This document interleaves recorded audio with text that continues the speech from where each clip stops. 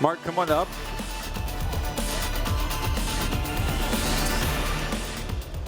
Welcome. The seat's already warm for you. We're planning on talking today and tomorrow. And today we just kind of wanted to have a conversation and get your story. And is there anyone here who's not familiar with Marc's story? So everyone knows. Oh, there's some hands up here. Okay, there's some. Well, you're known as the man who's fascinated with robots, right? So just, for the people who don't know anything about you, tell us, what is your connection with robots? What are you looking for? Let's see, they just took away the slide clicker. Oh, the clipper? Yeah. Wer hat das denn mitgenommen? Hey, Carsten. Ja, den Clipper hier für seinen Slide. Dankeschön. There you go. Well, I've been interested in robots for a long time. I think the earliest interest came from animals. So I have a little clip here. Could you put up the slides? Marc, you can see it right. I think. There we go. go. You can't. Oh, there we go. There you go. I think it's really amazing what people and animals can do. These animals move in really complicated environments using their sensors and their bodies and their intelligence and their courage. This animal has its life in its hooves. Yeah. And these animals are sometimes running for their lives. Not only the gazelle, but the cheetah who's trying to get its next meal. And all of us, all of you, can do things like this. It's amazing. I assume you were out this morning getting ready, getting warmed up, climbing the buildings in Hanover. Is that what you did? Yeah, this morning I was watching the U.S. president shake hands with a North Korean dictator. Oh, I see. Yeah. That's too bad. But So let me put one. So we've been interested in building robots that can go into the kinds of environments that animals go in. And our whole approach is to build robots that are dynamic and that can sense their environment and react to disturbances. There's a big dog slipping on ice. And we built a whole series of robots like this that know about the world they're working in and can hear this robot's just following that leader. Yeah. Without anybody driving. And it uses coordination of its body and its legs. And this robot's going where wheeled robots can't go. So the rough terrain ability is really remarkable. And that's the fastest legged robot. That's fascinating. So that's sort of been our story for a while, and we've been working on solving the technical problems and making robots that can do the things that people and animals do. Mobility, dexterity using their hands, and the ability to perceive the world around them. Look out here, you can see every one of these 200 or 300 people, and it's sort of effortless. Yet that's really a challenge for machines. Is that where, I was asking the gentleman before you about artificial intelligence, is that also what allows robots to behave this way? Yes, AI is a broad field, and some of artificial intelligence is perceiving the world, but it's also making plans for how to do tasks in the world. But it's also controlling and sensing our bodies. Sometimes I say we're more focused on building athlete-type intelligence. Athletes are really good at moving their bodies, at understanding the world just around them, whereas companies like Google or IBM are concentrating on scholarly-type intelligence, high-level concepts and learning. Mm-hmm. And I think those two parts can fit together, and we're focused on the athletic parts. Do you remember when you decided to become a robot engineer? You know, I've been building things for a long time, ever since I was a kid. But I think Boston Dynamics is really a team play. It's not me. I'm not the idea guy behind everything we do. We have people who have building things since they were kids, race cars, computers. We have someone who's an electrical engineer, but also has a degree in fashion. And all those people working together is really what makes Boston Dynamics happen. Can you tell us a little bit about the early days of Boston Dynamics? So I was doing robotics before Boston Dynamics for 10 years at MIT, and before that at Carnegie Mellon. And I decided I wanted to see if we could do something a little bit more commercial than what we'd been doing. And after a period of meandering, trying to figure out how to do that, we did the Big Dog project. Mm-hmm. I'm going to show one more Big Dog video. Yeah. And this was a key event. We'd already gotten Big Dog to be able to hike in the woods, and here's an example.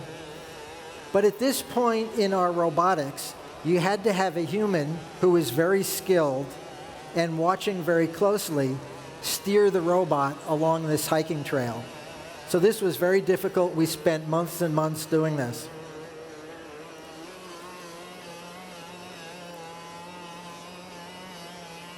After this project, we decided that even though doing rough terrain was exciting, that there was still a lot more to be done if we were to make robots that could go in buildings and houses.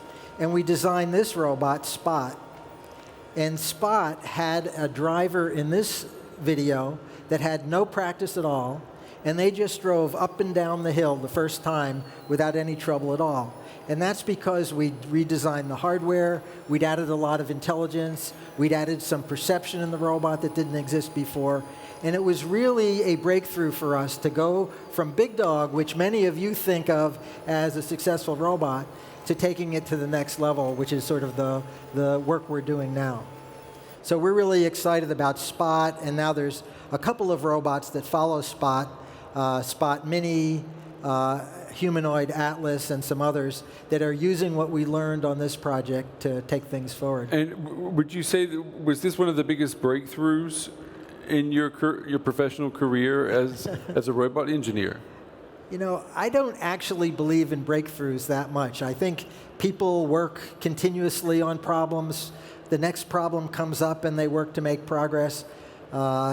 It's not like some areas where everybody is stuck and then all of a sudden they solve a problem and boom, they go ahead. In robotics, it seems like the more work you put in, the more resources, the better team you build, you make progress. And I think there's still a lot of progress to be made. We're nowhere near what can be done. What do you think can be done? Well, I think that in the long run, we can make robots that do everything that you and I do, and everything that those animals do. I think that's a long way out. You know, part of our strategy as a company is to work on both the long run and the immediate run. So, you know, I think one of the challenges for venture-backed companies is that they're driven to work on what can produce money-making results in a very short run. And we are doing that, too, with the productization of Spot Mini. Tomorrow night, I'll talk about Spot Mini, and I'm hoping we'll have a working robot here, and you can get more detail about that. But we're working on that. At the same time, we're still doing longer-term research that I think is going to pay off down the road. Mm-hmm. I think when robots can do everything that people can do, they'll open up a huge variety of opportunities. I have a few slides on that, but I don't have them in the right order. Okay. So I'll come to that in a minute. Well, remind me of the order, the 3D. Yeah, okay, that's my next question. Let's talk about 3D printing and how that plays into this. Well, one of the interesting things about robotics is it's not all about computing. I know a lot of people think that AI and computing is the only thing that matters, but the hardware matters too. And we've been working on making stronger, lighter, faster, more capable robots. And one of the techniques for that is 3D printing. So an example is that for the Atlas robot, which is a humanoid, which is about my size now, we started by printing the legs. And that let us take designs that had many, many separate components and connectors and things, and put them into a single thing that was lighter and stronger and more compact.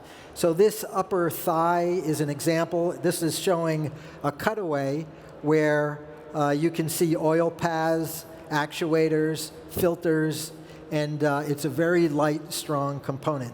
And this is all made possible by modern 3D metal printing technology.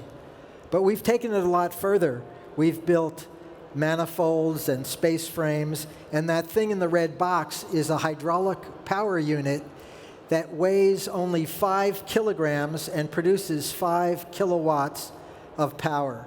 That's really a remarkable density, and it's what let us take Atlas from a very big, awkward robot shown on the right that weighed about, let's see if I can get it in kilos, 160 kilos. And now it's down to about 80 kilos. It's the same size as me. And we did that by doing all that integration on the components. And here's a little bit of that robot out in the world. This robot is just as strong as the big heavy one and has all the range of motion, but it's much smaller and compact and uses less energy and many other things. We've been testing it out in the world and doing some tasks that people normally do, such as handling these boxes. The cool thing here is that the robot's using its whole body. It's not just an arm on a fixed base. It's got 2 arms, it can move its torso, and it can walk around, which means that it's much more versatile than a fixed robot. Well, that brings us to the next topic of real-world applications for dynamic robots. I mean, what do you see them doing, other than lifting boxes? Let me let this finish.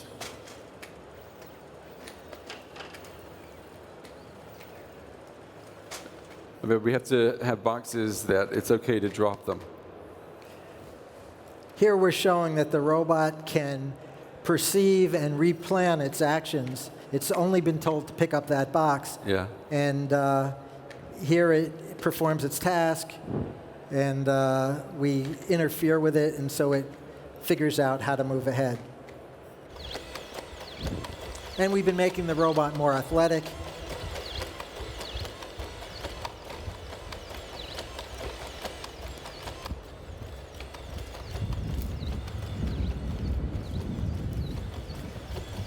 This is a more recent version that has hips that are a little bit stronger.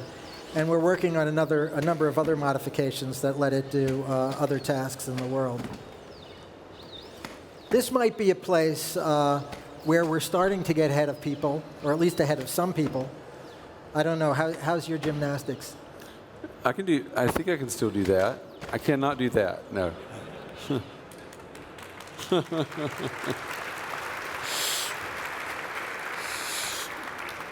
I mean, do you? What about? Let me just ask. Go ahead. Yeah, I was just going to ask you with the box and you pushing the box away from the robot. I mean, as a human being watching that, I think, well, if you keep doing that, that robot is going to hit you in the head. Well, the nice things about robots are that they only have as many feelings as you give them.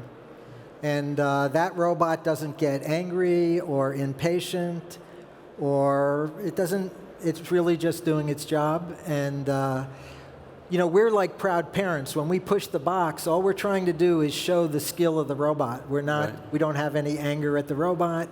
We're not trying to hurt it. I know some of the media says we're abusing the robot. We're really not. We're just showing off what it can do. I actually have a video on my phone where my daughter, when she was 1 year old, is walking along, and I give her a little push to see how her balance is, and because I'm a proud parent. And if you come up later, I'll show you that video. You can find me. Okay. But I'm not going to show it here. So let's talk about the capabilities and applications. You've got a slide here. So you notice that there's two circles here. Yeah. One that's to the lower left, which is the short-term applications, and then I'll talk about our long-term goals, which are the other. So I think right now, existing robots can be used for entertainment. Imagine going to a theme park where there are a bunch of robot characters that you can interact with or that put on performances for you. I think security patrols, commercial security, where you have a uniformed guard traveling around a shopping center or an industrial facility, making sure that everything is the way it's supposed to be, and emergency response, where you're going into a very dangerous place.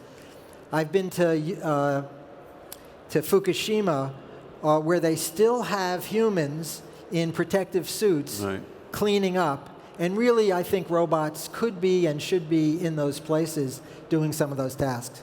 So that's what we could do right now with existing robots. I think very soon we'll be able to do things like warehouse logistics.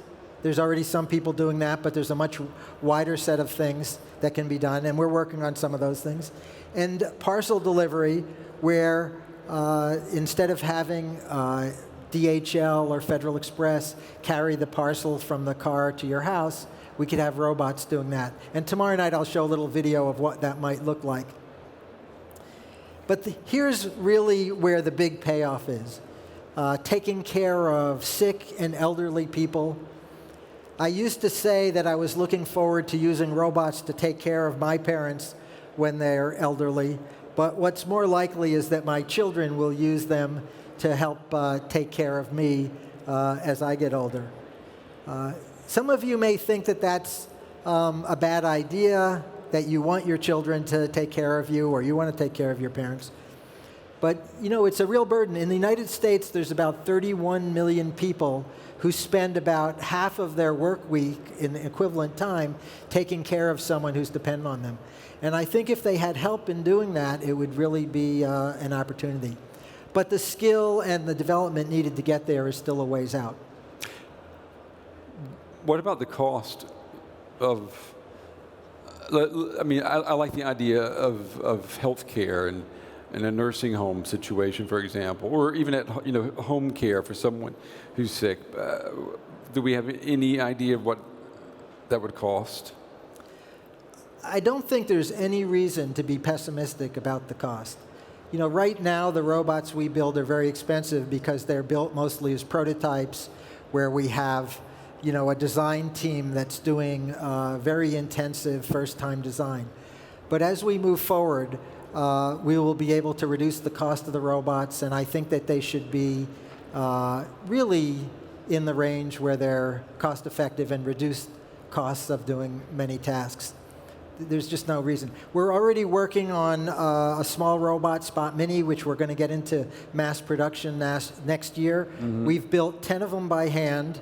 We're building 100 later this year using contract manufacturing. And next year we hope to produce, go into a 1,000 per year rate of production. And the costs are going to come way down. I'm not going to tell you what the cost is yet, but later this year we'll start having a price for them, so stay tuned.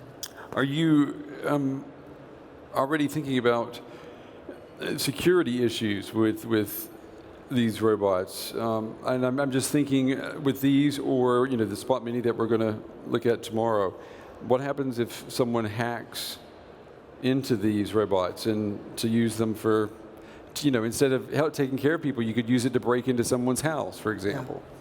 Well, we are devoting a very significant effort to attempt to make them unhackable. I hate to say that because someone out there will take it as a challenge. But we absolutely are devoting resources to that.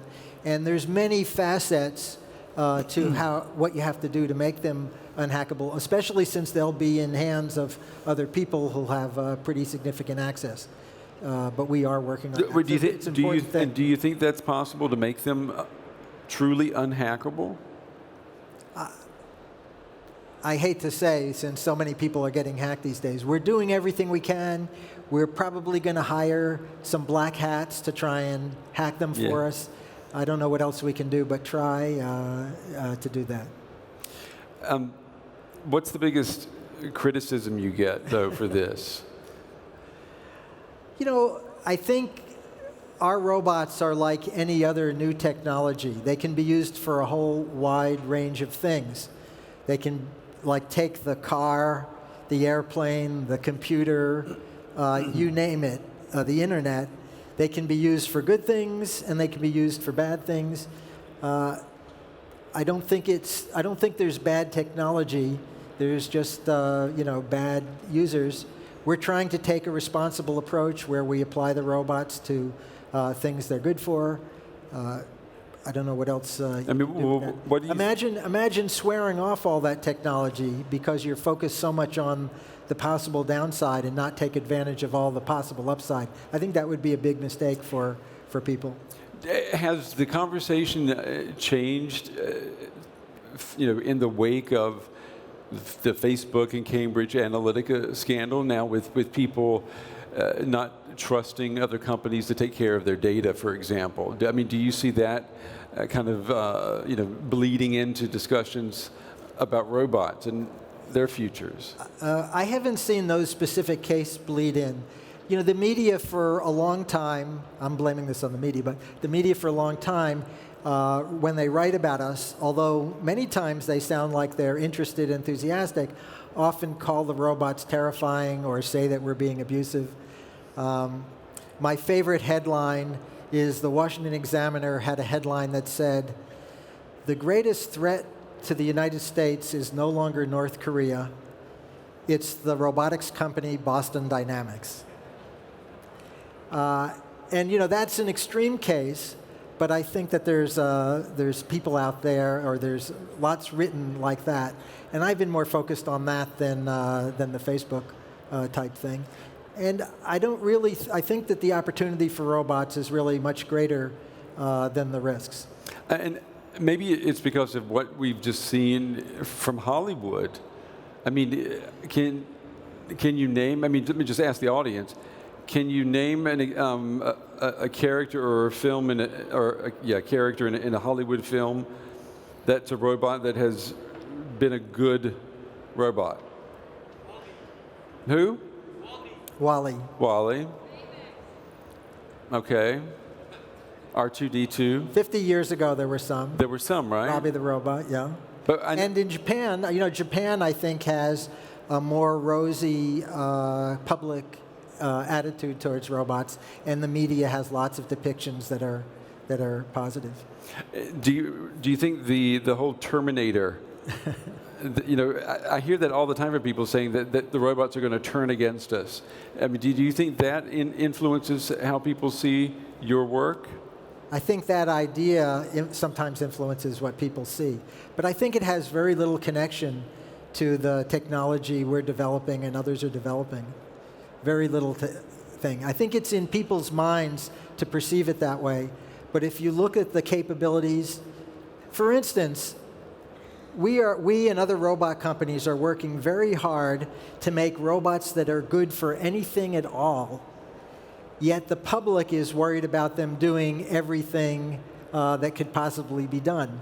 And I'm not saying that someday we won't get there, but I think we will have time for our ideas and our tools to evolve to catch up with that. It's not gonna be tomorrow. All of a sudden, robots are everywhere. If we were to have in the distant future a time when the robots were to become evil, do you think it would be because they themselves had learned evil behavior, or would it be that their human owners or creators would have programmed them to be that way? I mean, there's a difference, right? Yeah, I mean, I think that the evil people see in robots, and the evil, if any evil is done, it'll be on the hands of of the people who make them. The people. And likewise, I think that the good, I mean, this is really where I think robots are. I think there's huge opportunity for good and for finding useful and beneficial applications. And it's on us to find those and cultivate those and develop a market and ecosystem that takes advantage of that. And that's what we're trying to do. In aging societies, for example, Japan, which has a really, as you said, has a very positive relationship with robots.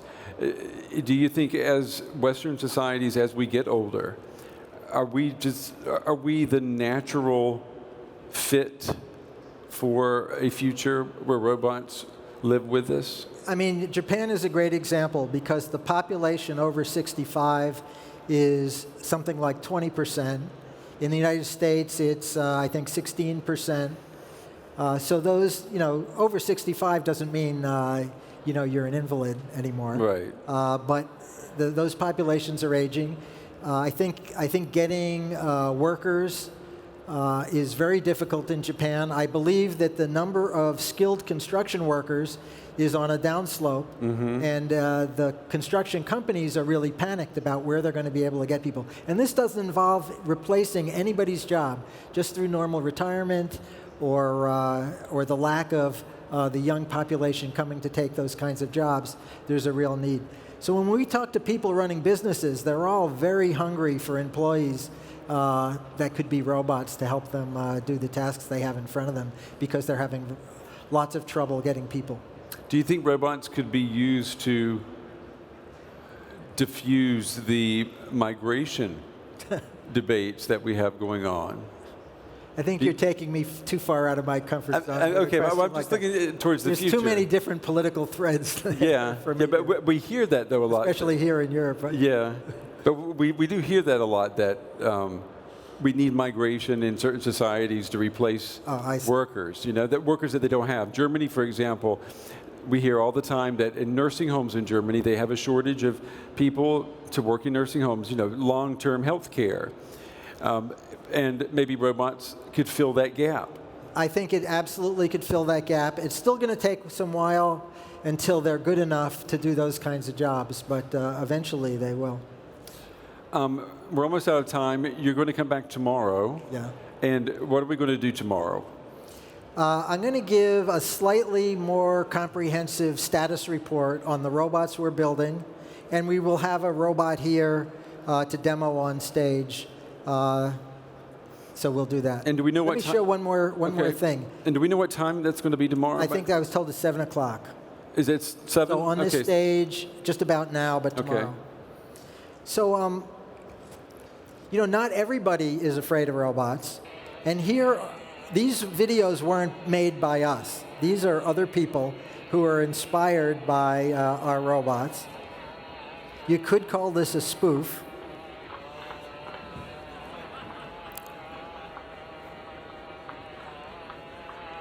So does everybody recognize that that's not Big Dog there? Yeah.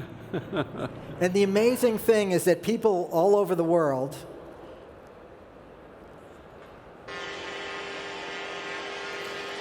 these are 4 more spoofs. The upper left is in Tokyo. The upper right is a Los Angeles-based web television show. The lower left is Denmark. And the lower right, I think, is some poor place in the United States where the poor kid doesn't even have a friend, and he has to substitute. So I'm inspired that a lot of people are enthusiastic about the work we're doing, and it's not all gloom and doom. Yeah, I mean, when we say a dog is a man's best friend, maybe a robot will be a man's best friend, too. All right. Marc Raibert, thank you very much, and we'll look forward to tomorrow night. Okay, good. It's good talking with you. Thank you. Good talking to you. Thank you.